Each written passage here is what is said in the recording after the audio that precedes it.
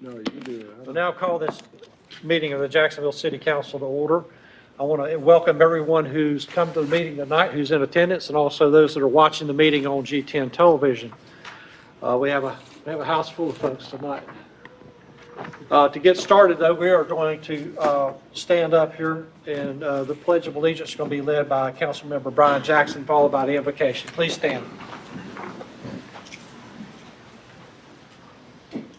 I pledge allegiance to the flag of the United States of America and to the republic for which it stands, one nation, under God, indivisible, with liberty and justice for all.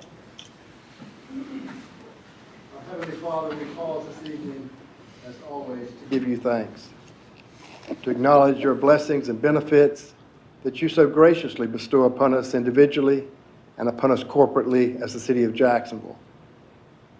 Hurricane Florence brought devastation to our city and to the surrounding areas over 6 months ago. Many people are still suffering today from that hurricane, and we pray for them. But we also give thanks for those tonight who will be recognized for their service and their valor in serving our citizens. We pray for our service members who are serving us here and around the world, for their anxious families, and as always, we remember and pray for our mayor and for our council, that your guidance and your direction would be with them. All this we ask in your holy name. Amen. Amen. Amen.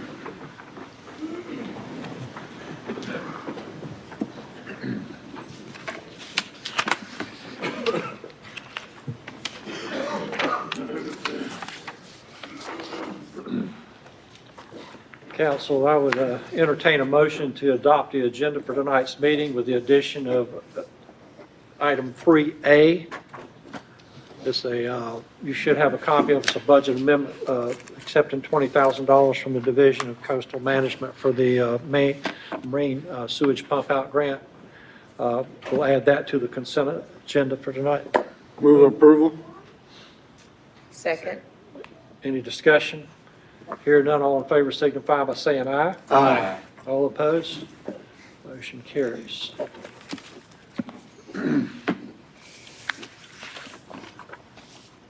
We have something a little bit different that we're going to do tonight with our first item, presentation item. During Hurricane Florence, just 6 months ago, the first responders from the Jacksonville Police and Jacksonville Fire and Emergency Services responded to hundreds of rescues throughout the city. 4 of those rescues were selected for award recognition tonight. Let's watch this video production from the city's media services.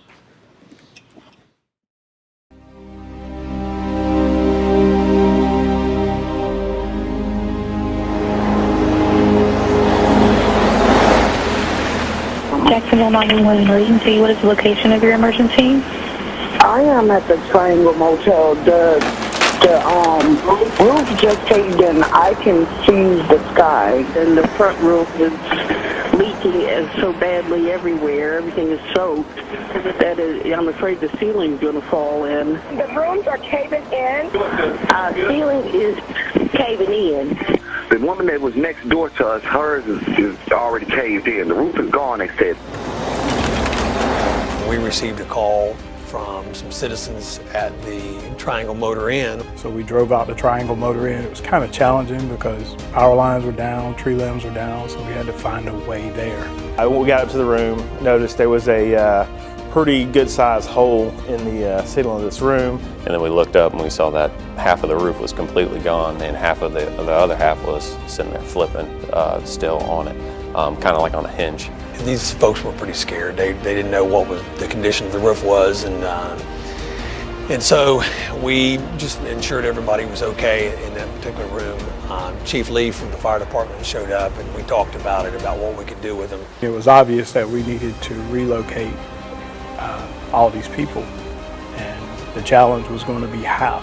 We were going to go room to room and we were going to assess people, see if they wanted to leave, see if they wanted to stay. And while we were there, the wind was going crazy, 90 miles per hour. Large portions of the roof continued to blow off. The back wall, I think, had developed a sizable crack.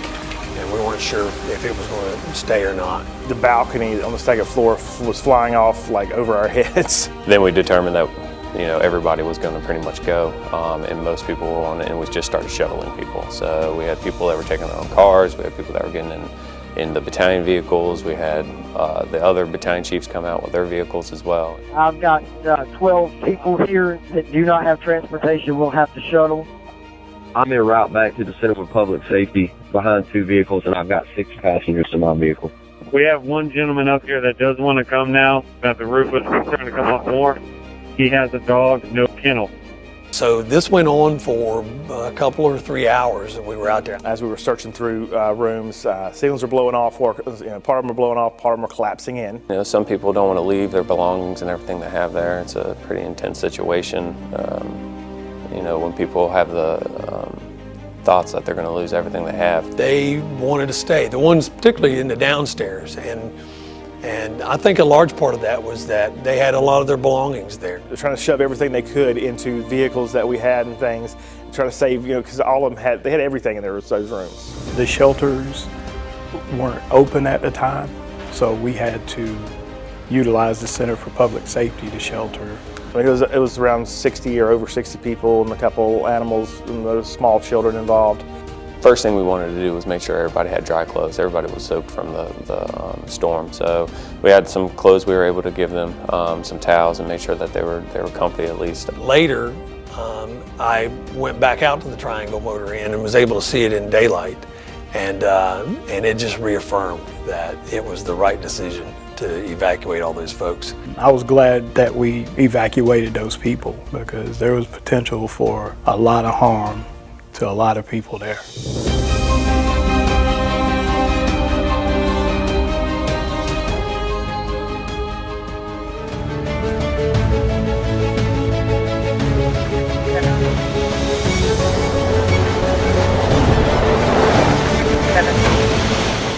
Jacksonville, this is Rescue Team 4, 2 personnel in a facilities maintenance vehicle headed to 210 Julia Court to assist 2 personnel in a home.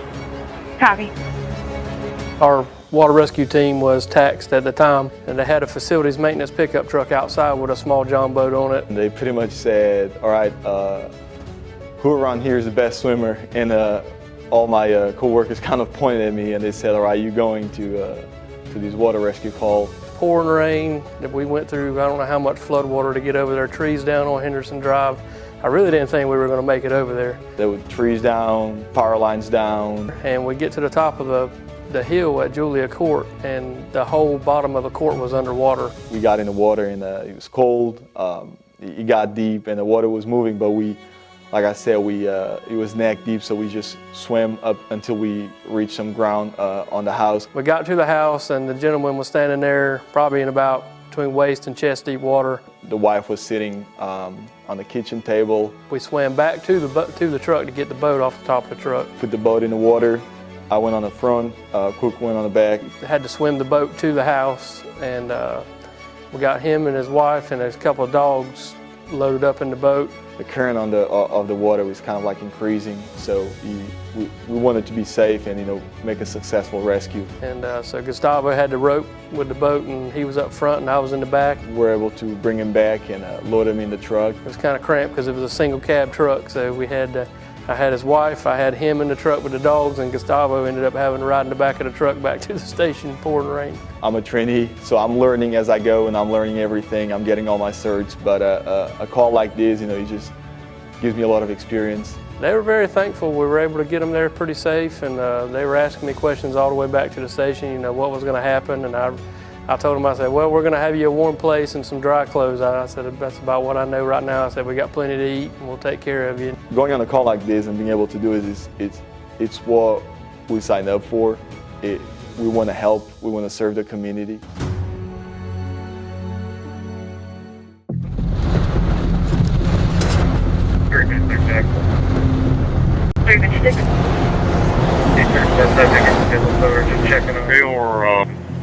Just dead in the water and the motor must got wet. Up to the bottom of the box truck, very bottom of the truck, maybe where the steps at. The water's rising up to the bottom of the license plate, right below the door. I understand. We have Rescue 2 en route. We were actually coming from a rescue prior to that. So we came in, we got the information that we had people that were trapped. Squad 2 advised our EOC and Jacksonville Dispatch that the ambulance is stalled in rising flood waters on Gum Branch and Plaza Drive. We were having heavy rain conditions at the time and wind, and the roads were flooded all over the place. At that time, the flood waters were up to the patient compartment on the ambulance. We were on a dump truck, and we had a boat in the back, and we helped get the boat off, all of us, and then Captain Sandquist and I think we grabbed some rope, and then we proceeded out there to assess the situation. Due to the patient needing continuous medical care, it was decided to tow the ambulance out of the floodwaters rather than evacuating it. Captain Strong and Captain Kistner ended up tying up the back bumper, and we attached it to the tow hooks on engine 2. Onza County dispatched another ambulance so we could transfer the patient to that ambulance and they could finish the transport to the hospital. I was glad that I've had a lot of water rescue training and that was working with people that were also skilled. That was very helpful.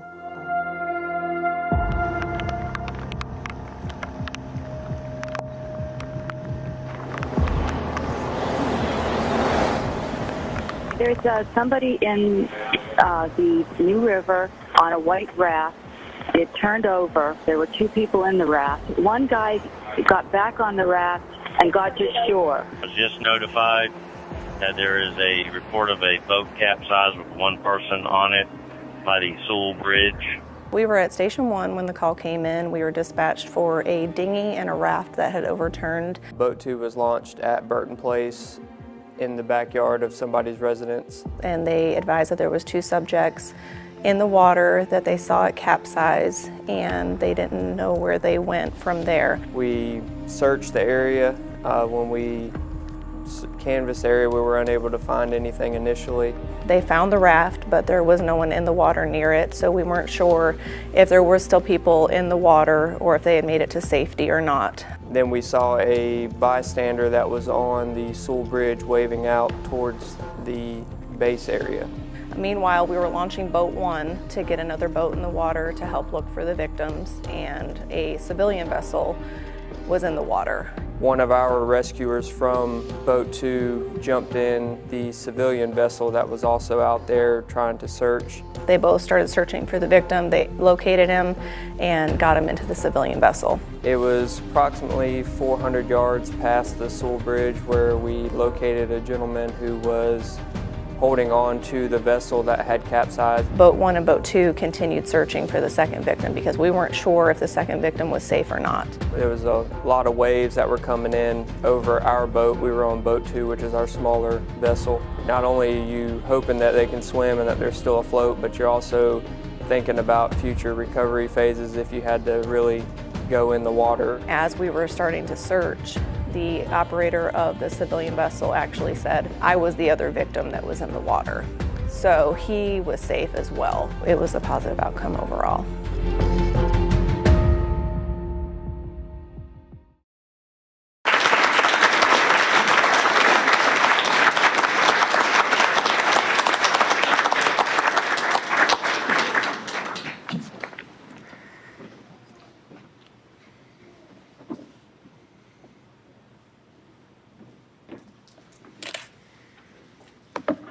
This time I'd like to ask Chief Mike Yanero and Chief Jerry Hardison if you'd join me at the microphone.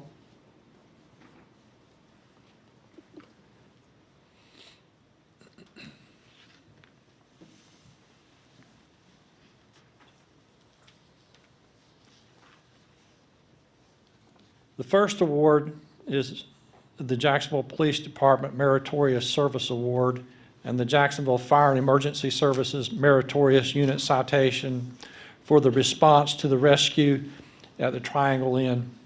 I want to ask those first responders to join us at this time.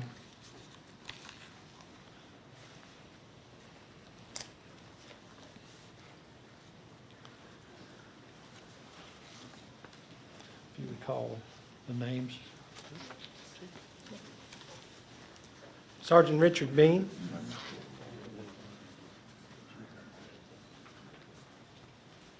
Officer Joseph Williams.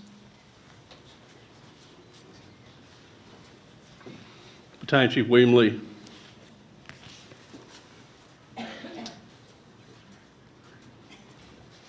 Battalion Chief T. Tallman.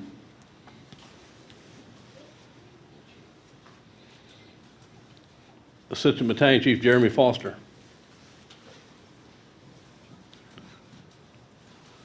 Captain Eric Sanquist. Captain Nicholas Strong. Driver Operator Brandy Bruns. And Driver Operator Michael Williams.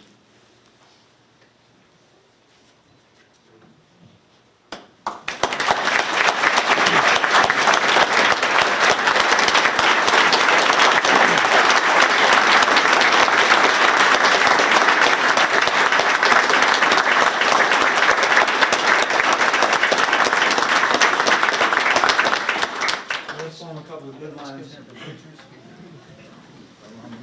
Chiefs, please. William, you know how to form two lines. Come on, just because you're retired. Folks, feel free to come out of the audience, take pictures, please. Chief, come on.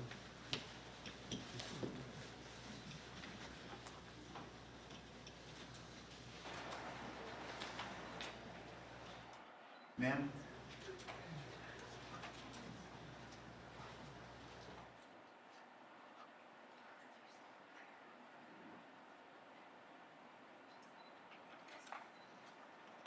Any other pictures?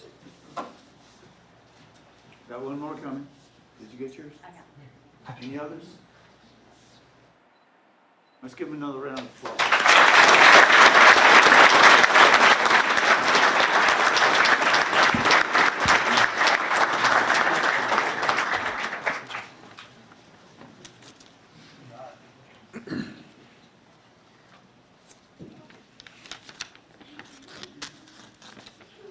The next presentation is for the Jacksonville Fire and Emergency Services Distinguished Service Award for the water rescue that occurred on Julia Court. I want to ask those two first responders to join us at this time.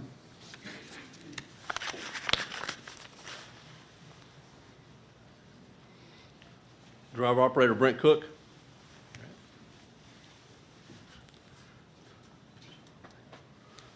And Firefighter Gustavo Silva Santa. AKA the swimmer. Let's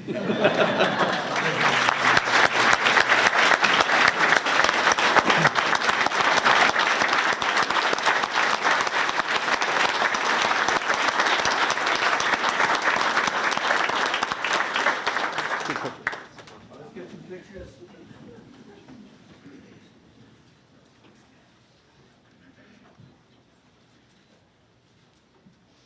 Now, the rumor that the fire department is going to have a new calendar and the July swimsuit model will be just a rumor.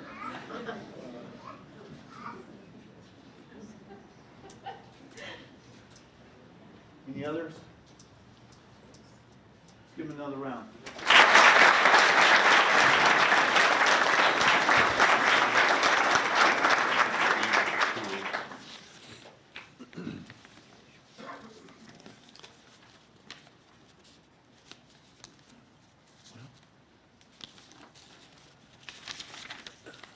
Our final award this evening is the Jacksonville Fire and Emergency Services Extrication Award for the recovery and rescue of two from the waters of the New River. Just one prior to it. Oh, I'm sorry. My fingers aren't as nimble as they used to be. There we go. Sorry. Thank you, Chief. Our next presentation is the Jacksonville Fire and Emergency Services Distinguished Service Award for the response to the ambulance unit stalled out at the Gum Branch Road and Plaza Drive intersection. I want to ask those responders if you would join us up front at this time.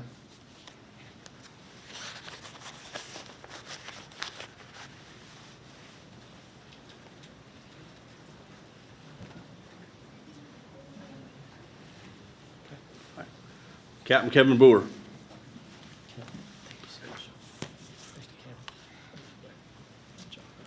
Captain Eric Sanquist. Captain Nicholas Strong. Captain Sean Kistner.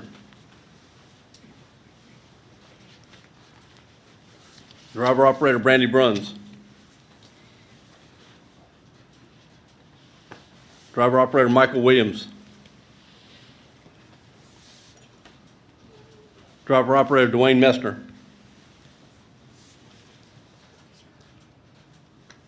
Driver operator Richard Johns. Driver operator Greg Williams. Firefighter Colby Kennedy.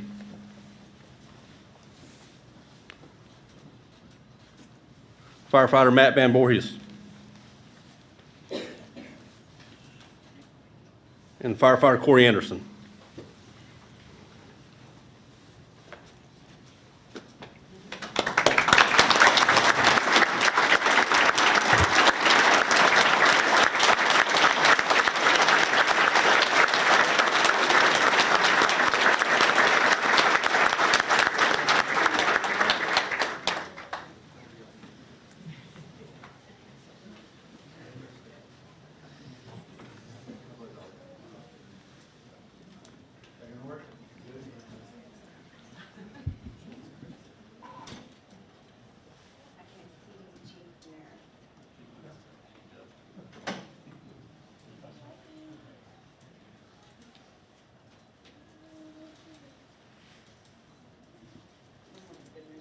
Couple of folks in the back, why don't y'all come up with better pictures? Last call for pictures. Let's give them another round of applause.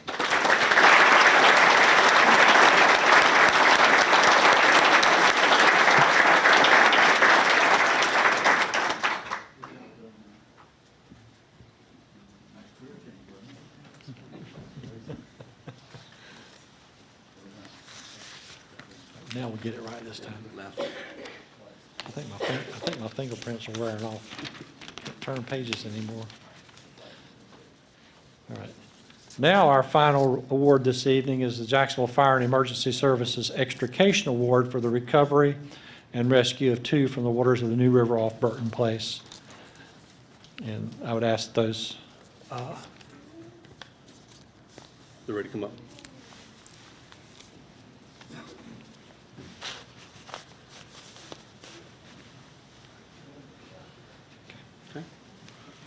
Battalion Chief Amy Procopio. Assistant Battalion Chief Jeremy Foster. Captain Lindy Sutherland. Captain Sean Kistner. Captain Rob Jackson. Captain Eric Sandquist.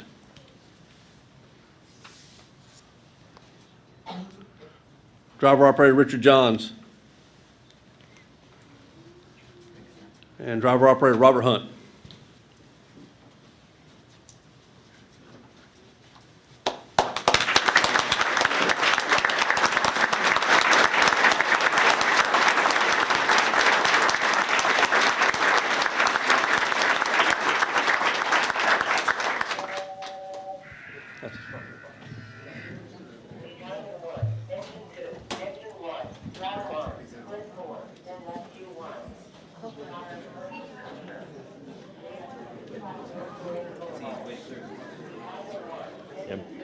Well, that emptied the room.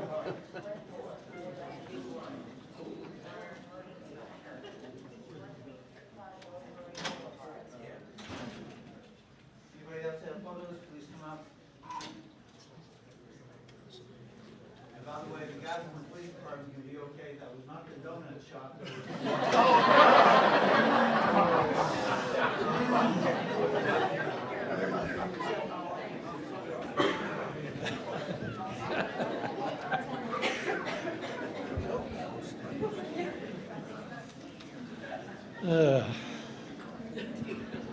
Hey, as a former police officer, I don't even like donuts, okay?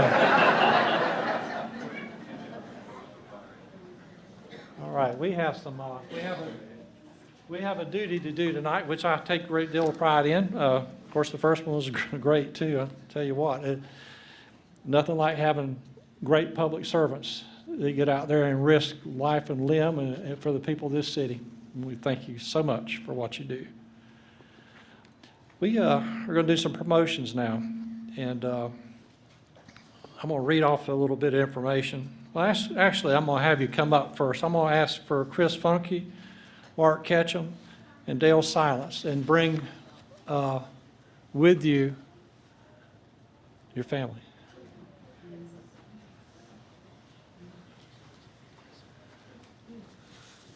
Chris, good job, buddy.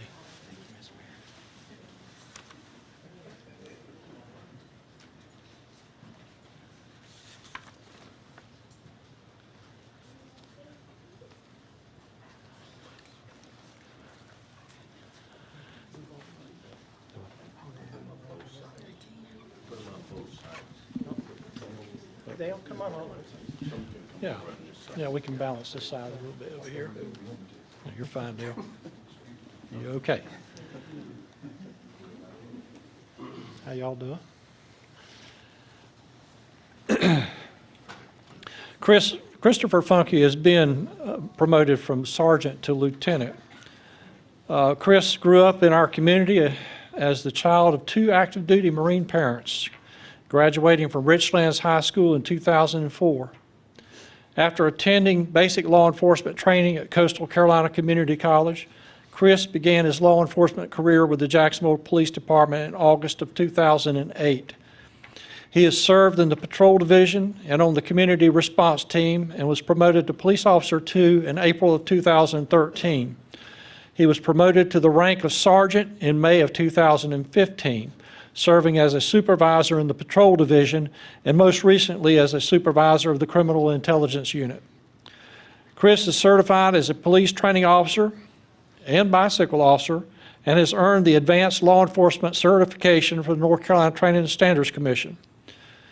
Awards he has received for his work as a police officer include the agency's Police Commendation Award in July of 2013 for his role in the apprehension of a rapist and the Medal of Valor for his response to a dangerous crash scene.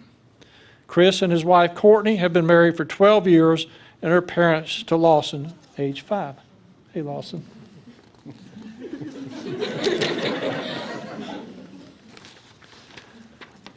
Mark Ketchum is being promoted from sergeant to lieutenant. Mark graduated from Richlands High School in 1994.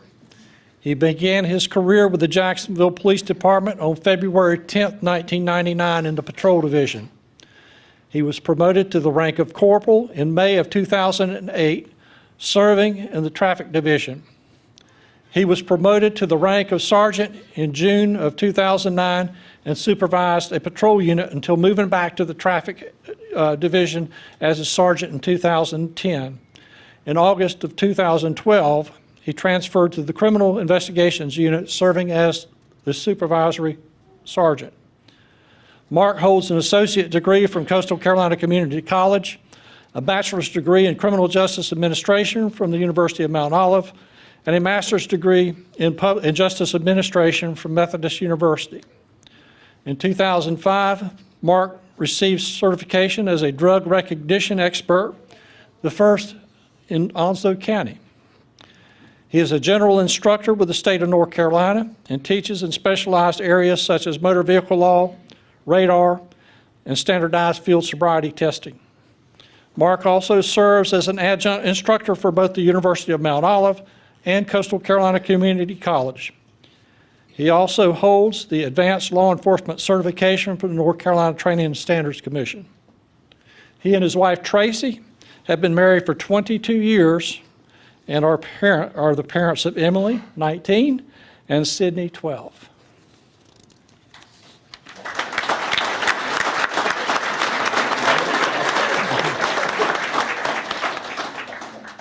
Dale Silence is being promoted from sergeant to lieutenant.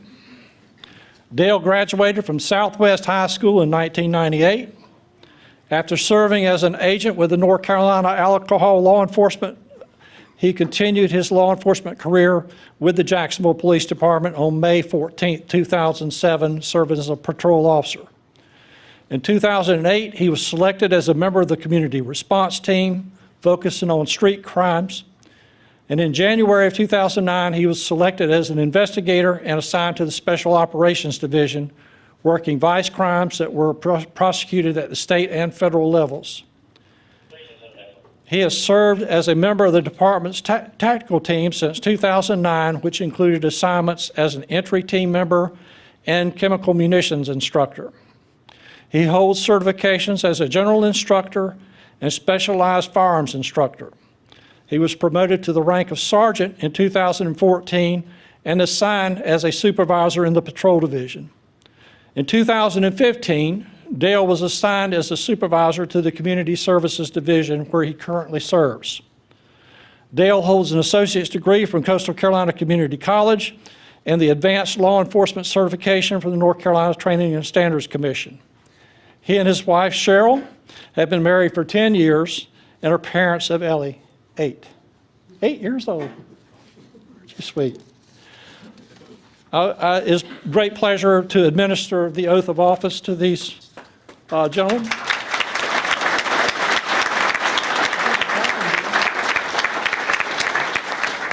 So I will ask you to have your person hold your Bible. And if you'll place your left hand on that Bible and raise your right hand and repeat after me. I state your name. I, Christopher Funke, Do solemnly swear do solemnly swear that I will be alert and vigilant that I will be alert and vigilant in performing my duties in performing my duties as a lieutenant as a lieutenant of the City of Jacksonville Police Department, of the City of Jacksonville Police Department, that I will not be influenced in any matter that I will not be influenced in any matter on account of personal bias or prejudice, on account of personal bias or prejudice, that I will support and maintain that I will support and maintain the Constitution and laws of the United States the Constitution and laws of the United States and the Constitution and laws of North Carolina, and the Constitution and laws of North Carolina, not inconsistent therewith, not inconsistent therewith, and that I will faithfully and impartially and I will faithfully and impartially discharge and execute discharge and execute the duties of my office the duties of my office as a lieutenant as a lieutenant of the City of Jacksonville Police Department, of the City of Jacksonville Police Department, according to the best of my skill, according to the best of my skill, abilities, abilities, and judgment. and judgment. So help me God. So help me God. Congratulations, gentlemen, on your promotion.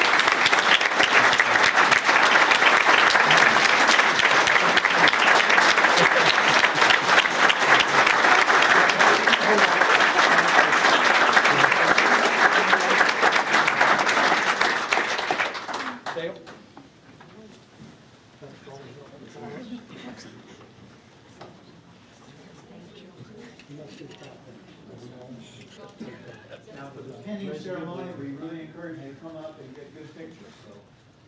All right, so here we go. Here we go. Ready for this? All right, here we got some brass. Let's see, I'm going to start down at this end here. Now's your chance. Oh, yeah, oh, yeah. You get even better. Really fast. That's why I wrote this. Folks, feel free to come right up close. Come right up close. Have you done this before? Yes, sir. Okay, so you've done plenty. You gonna try it? Okay, I've undone it for you, so you can go ahead and give her a shot. Don't stick yourself with a pin. I'm right behind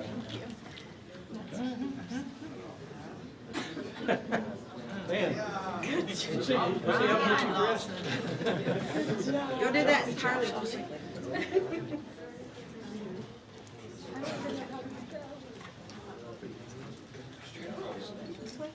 Steve, help me on. Yeah, that's good. Sign the paperwork. That's perfect.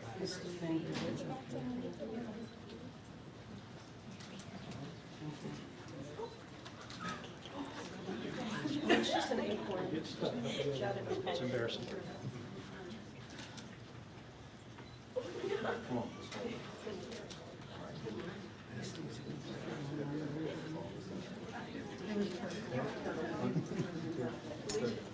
Ready?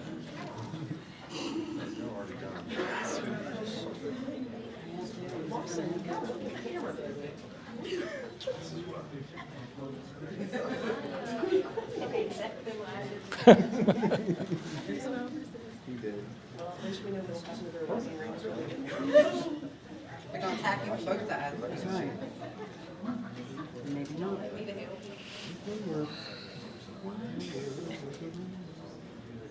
They have shots.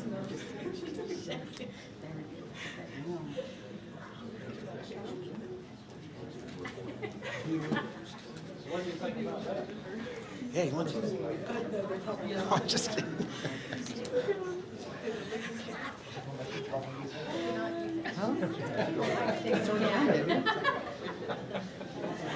I think we're done now. I think we can go to some cake.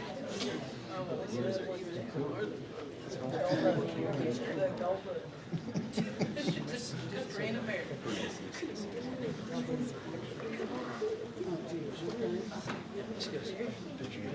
Let's get a picture of all the families and the officers.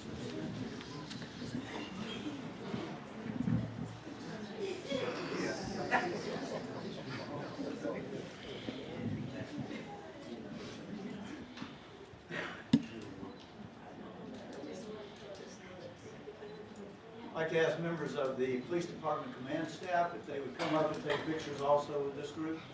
So if you're a captain or above, deputy chiefs in here, if you just come up and take a picture with these lieutenants. Other lieutenants who are also here, if you'll come up.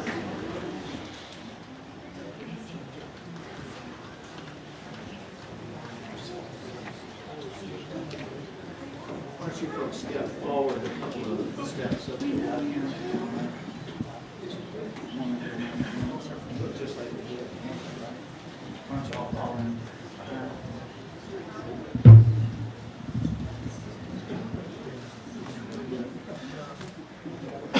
Some of y'all come around this way.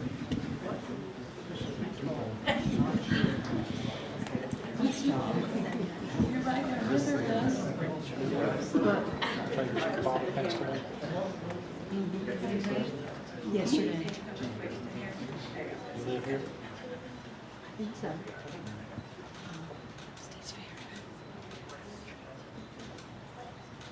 One of those. Also like to ask any other police officer who is here, would you come forward and take a picture with this group too? So all the rest of the police department who's here, feel free to come up. Unless you don't want your identity.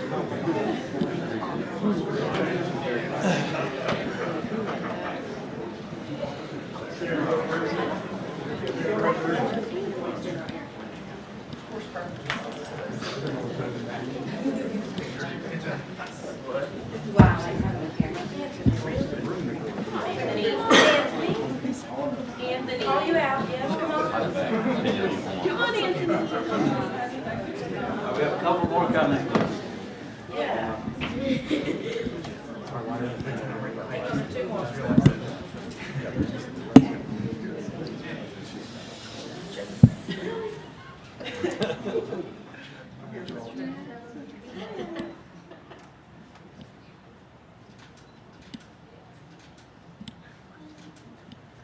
Anyone else from the audience want to come up for a picture?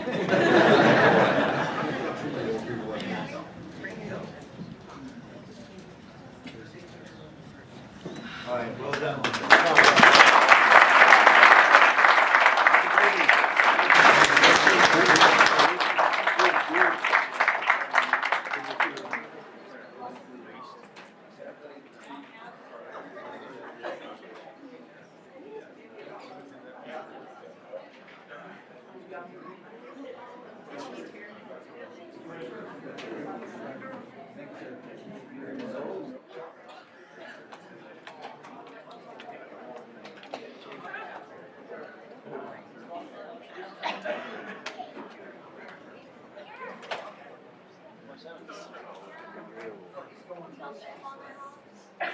That would do it. It adds to the morale of the department.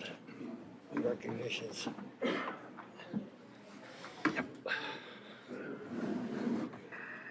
Told you I carried it. That's all right. I know you.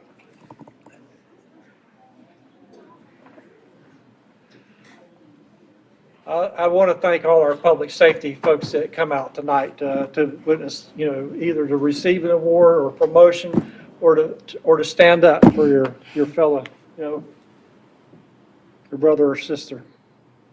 Thank you so much, very much. At this time, I'm going to take a little break because I know somebody probably don't want to stay for the business end of the meeting. So I'm going to take a time out. Thank you.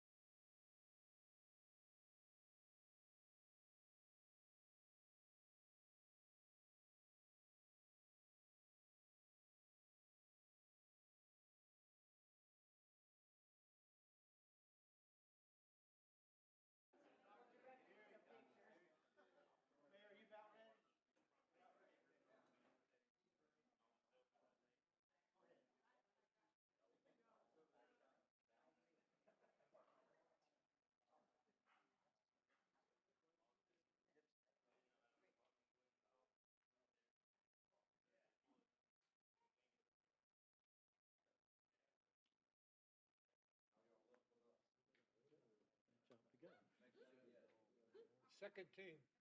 Just so you know, she was in trouble for a decision Harry made, just so you know, Harry Smith. That was very good. So proud to be able to do Bob those. wants to get home early. State's playing tonight. So proud to be able to do Ready those anytime. recognitions. We're ready anytime. Okay, we're ready? Mm-hmm. All right. Cutting them short.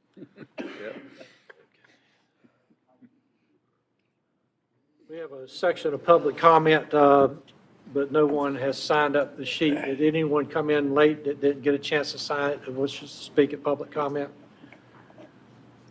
Seeing no one, we're going to move on to adoption of the minutes and the consent items that are on the agenda for tonight. We got the March 5th, 2019 regular workshop meeting and those 4 consent items. Mr. Mayor, make a motion to approve the consent and the minutes, please. Second. We have a motion and a second. Is there any discussion? Hearing none, all in favor signify by saying aye. Aye. All opposed. That takes us to item number 4 on the agenda for tonight. And this is a public hearing for a special use permit and type 3 site plan for a military fellowship center located at 201 Zach Circle. And Jeremy Smith will be presenting this item. You swear the information you're about to give is the truth, so the truth, nothing but the truth, so help you God? I do. Tongue tied. And by the way, we are in a public hearing at this time. Thank you, Mr. Mayor. Agenda item 4 before you is a special use permit and type 3 site plan for Military Fellowship Center. It's located at 201 Zach Circle. Next slide, please.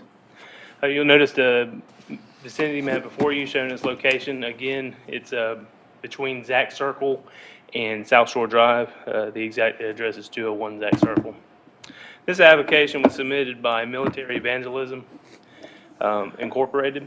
Is a special use permit because it is zoned RMF-LD, and in this particular zoning district, religious institutions are a special use. This actual development has been at this location since the 70s. However, due to the UDO's adoption in 2014, this became a legal non-conforming use. You'll notice the location of the aerial map before you. Next slide, please. Again, the property is zoned RMF-LD. The properties to the east and west are also zoned RMF-LD. That's residential multifamily, low density. Properties to the north across South Shore Drive are zoned residential single-family 7, and properties to the south are residential multifamily high density. Those are apartments. You'll notice on this map and the previous that there is another religious institution or a church to the west. This property is 0.57 acres, and what's triggering their need for a special use permit is they are proposing a 528 square foot addition. This is actually combining their 2 buildings with a joint connection, so they no longer have to go outside. There'll be a connection. And because it's a grandfathered use in the change to the requirement for special use, any expansion, any change to the site require that need. At last week's March 11, 2019 Planning Advisory Board, the board recommended approval with staff with findings of fact A through G being found in the affirmative. Representatives from Military Fellowship and Parker and Associates, along with staff, are here tonight to answer any questions that you might have. Mr. Smith at this time. Okay, thank you. This is a public hearing for the special use permit and type 3 site plan. Is there anyone present who wishes to speak, make comment?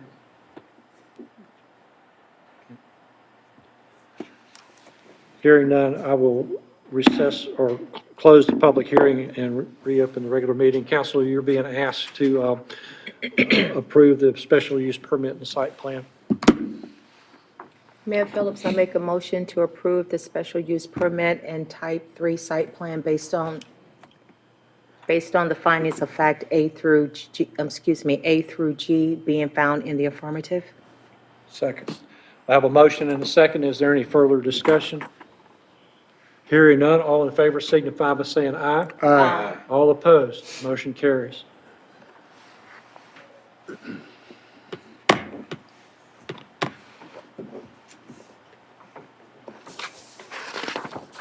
Okay, we're going to bypass the second public comment. I don't think anybody's came in since the last one, so we will now go to the reports for the evening, and I'm going to start with Mr. Warden today. Thank you, Mr. Mayor. Just, as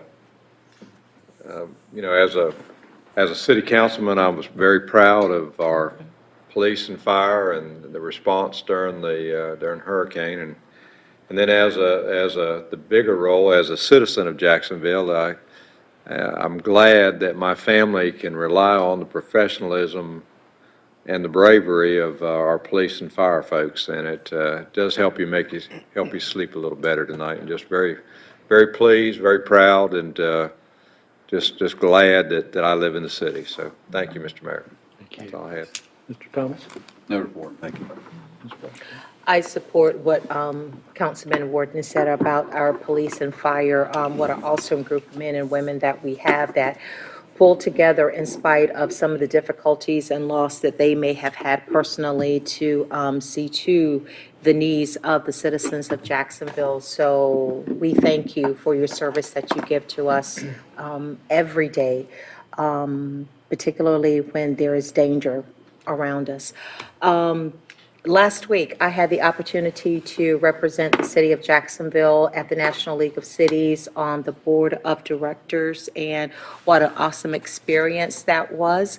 But not to repeat a lot that my council members down further will talk about, I will reserve my time to Mayor Pro Tem Lazaro to give an update on the conference. Oh, I'm sorry. I do have. Can I go? Go right ahead, you're still up to bat. The one thing that I will have to say is that last year, when I went to the conference, just to bring back to the memory of the city of Jacksonville citizens, that the city of Jacksonville won second place for population size of 50,000, won to 200,000 for the One City, Our City, My City Cultural Diversity Award. So we won second place last year.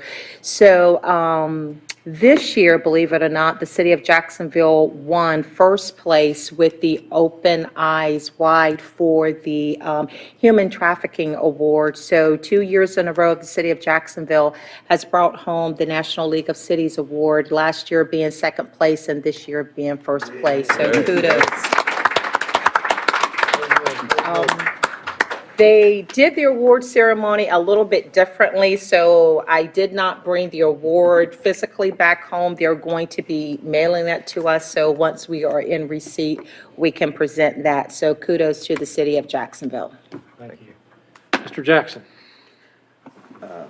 Echo what my colleagues have said about our police and fire department coming second to no other group.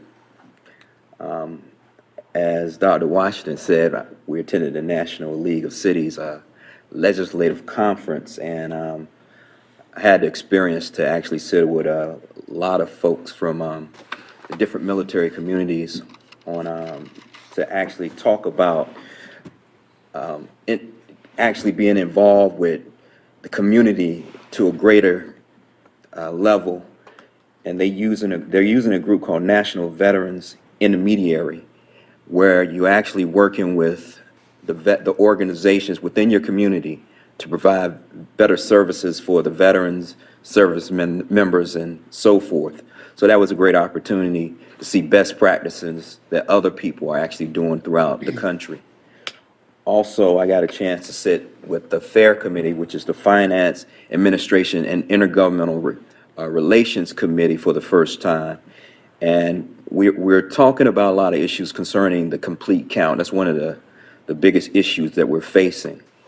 But also, some other things that were considered were providing entrepreneurship opportunities within our communities.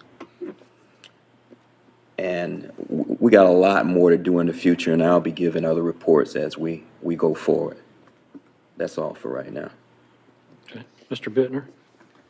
Just Just to echo the comments about the police and fire, it's a pleasure and with a lot of pride to see our police and firemen recognized for meritorious service all the times, particularly during the times of Hurricane Florence.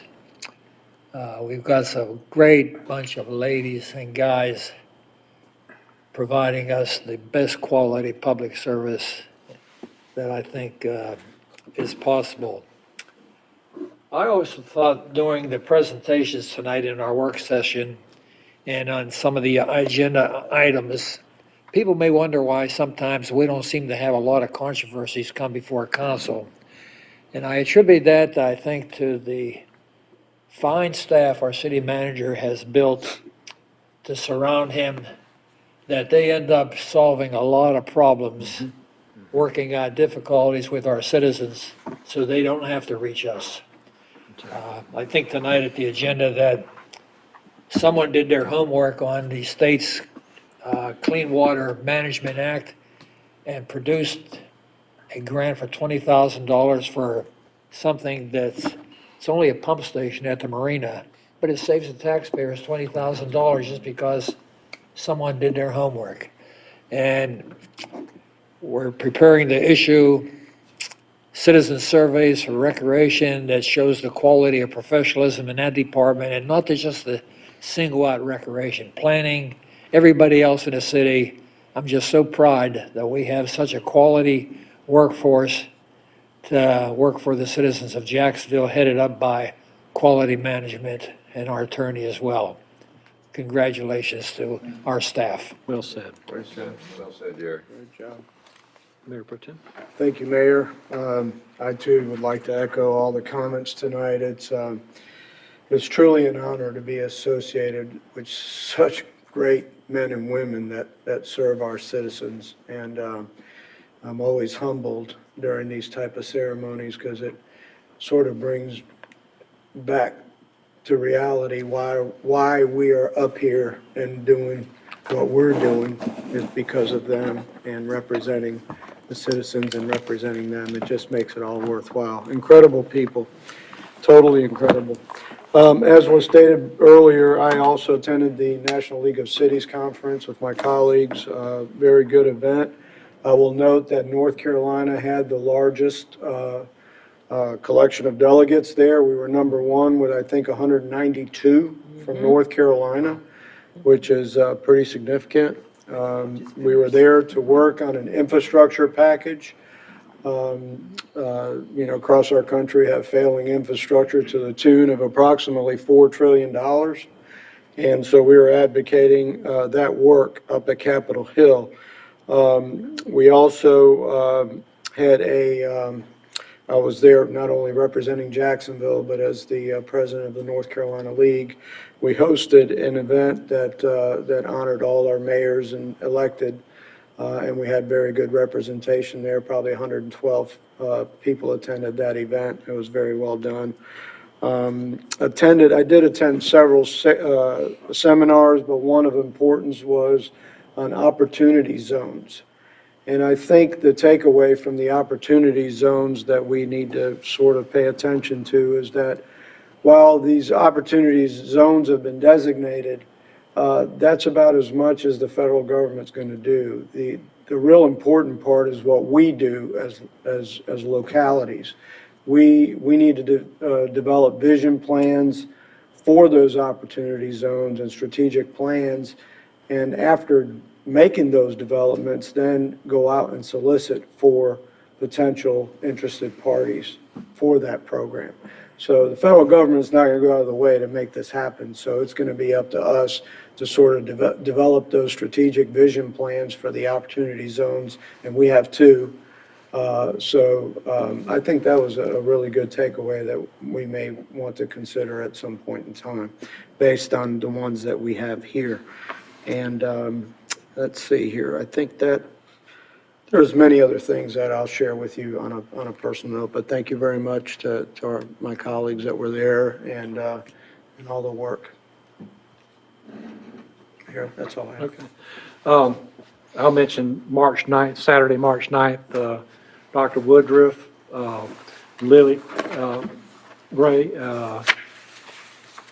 Chief Mike Gennaro, Ron, several of our police officers attended an event that was hosted by Reverend Dr. James Brown at First Baptist Church on Broadhurst Road. It was a great event. It was very well attended. We had a lot of people there that were, I think we gave them a lot of information about our city. We fielded a lot of questions and concerns that they had. I think it was a great event. After we got done with all the talking and everything, we had lunch with, sat down and had lunch with everybody. Our officers actually, how many officers would you say we had that came in? Probably 10 police officers. And it was just a great event. It was a good town hall situation. And you can see there I'm helping serve. That's the first time I don't ever remember wearing an apron before, but I got one on there. But you can see there that it was a great time. And hopefully we'll have more of these in the future in other venues. Yesterday, I celebrated 45 years since I was sworn in as a police officer. I did put that on Facebook also, but I was saying that because looking at some of these officers we promoted to lieutenant tonight, I'm thinking to myself, these are little kids up here. But I can't begin to tell you how proud I am of how our leadership has grown in our public safety agencies here. We are really in some good hands. And a lot of it can be attributed to Chief Gennaro in developing his personnel with Dr. Woodruff and his guidance. But I'm very happy with how these two departments have grown and continue to develop, opportunities for advancement in the organization. But I tell you, just by looking at the different awards and stuff, that just doesn't happen. It comes from developing that culture that, they want to serve. They work to serve. Trust me, you hear some of the education levels some of these guys have. They could go somewhere else making a lot more money doing something else, a lot safer, a lot cleaner. But they want to serve. They want to serve. And you just can't recognize that enough. So true. Anyway, Dr. Wood. Talking about promotions in your April, which is hard to believe, the next time we get together in a formal session will be in April, but you will be swearing in 5 sergeants. Is Mike still here? No, I believe it's 5 sergeants that will be swearing in through the promotion process. So, again, several things we would like to mention. The mayor mentioned Dr. Brown. What he didn't tell you was it was the mayor's idea to actually serve on the serving side. So there we were with Mike and Nara serving bread, other people serving salads, other people serving chicken. Unfortunately, there was no pizza there, but I'm not quite sure why. But it was really, the mayor did a great job of suggesting that, and it showed the public that we are indeed there to serve, not to be served. So Mayor, you're to be commended for that. Let's talk a little bit on the reports. There is an article that is in the news tonight, and it has to do with military funding, basically of the barrier wall. I want to make sure that the public understands that no decisions have been made by the federal government as to exactly how the money will be coming. However, this is the guidelines that we received today, and we want to make sure that you and the public understand. There has been a list of projects prepared, but it is a comprehensive list. No projects that are set in the FY19 budget will be impacted. No military housing, barracks, or dormitory projects will be impacted. Only the projects set for award after September the 30th, 2019 will be impacted. Now, if you look at Camp Lejeune and New River Air Station, here are potential projects, and I stress the word potential. These are on the list, but there are hundreds on the list. So just because you're on the list doesn't mean this project or that project is actually going to have the money redirected. You can see the list: the Hadnot Point Water Plant, 2nd Radio Battalion Complex, 2 ambulatory care and dental clinics, special operations, and so forth. Marine Corps Air Station, ambulatory and dental clinic. We want to stress to the public, first of all, we're not in control of what the news media is reporting. When we first got contacted today, the news media was saying, these things have been decided they're going to be cut. No. The reason why we're putting this on G10 tonight is for the public to understand, you're on the list for these things, but it's going to be a little while before the final list is pared down. No one should think that just because it's on the list that it's going to wind up eventually having the money redirected. Second thing we'd like to talk for a moment about is on the One City moment. First Baptist Church Summit, the mayor has already mentioned Dr. Brown, the great work that Mike and Lily and the mayor did. Really appreciate Ron and the police department being there. And you have seen these slides.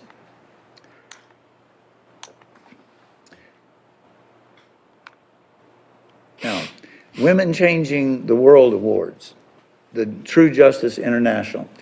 That's not a group that many of you may be familiar with, but it is a group that stresses and focuses on human trafficking, especially the human trafficking of women. Very pleased to tell you that on Thursday of this past week, one member of our staff and one great leader in our community were both recognized as women changing the world, Lily Gray and Dr. Ciceron. We were in, many of the staff were pleased to attend that meeting, but it focuses on the reality that today we still have human trafficking. What Dr. Washington mentioned a while ago about the award that the city has won, it focuses on the real issues of human trafficking. And if you don't think it's occurring in this part of the country, you simply haven't seen the statistics. It is occurring worldwide. Exemplary service. Many of you received this email. Frank Brill, code enforcement officer. He was at Angie's restaurant. A woman developed some complications. She went outside. Basically, she was choking from a reaction, and Frank basically saved her life. That's the type of city employees that you have. It wasn't a code violation the woman had. It was a health problem. And yet with Frank's training, he took the initiative to go out and literally saved his life.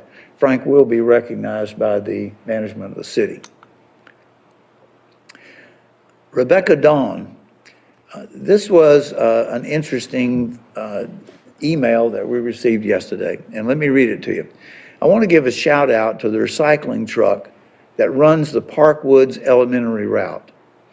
I filled in as a substitute teacher for an exceptional child class, and they took time out and interacted and talked to one of my students. This student talks about recycling, checks the bins, and polices the rest of the class to make sure they recycle.